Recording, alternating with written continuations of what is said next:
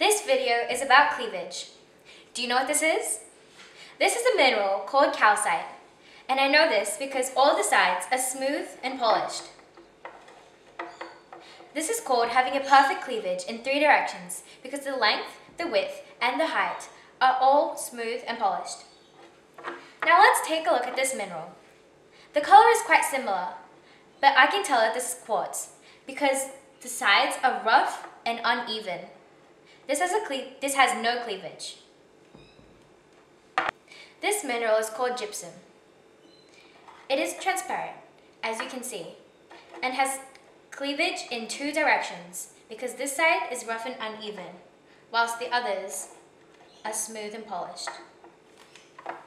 Then what about this mineral? Mica is its name. This is called mica.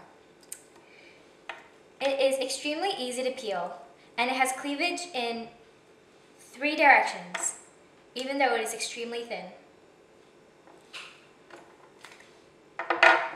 This mineral is quite common. It is called feldspar, and it has cleavage in 1, 2 directions, as this side is rough and uneven. Finally, this mineral is called talc. It is extremely soft,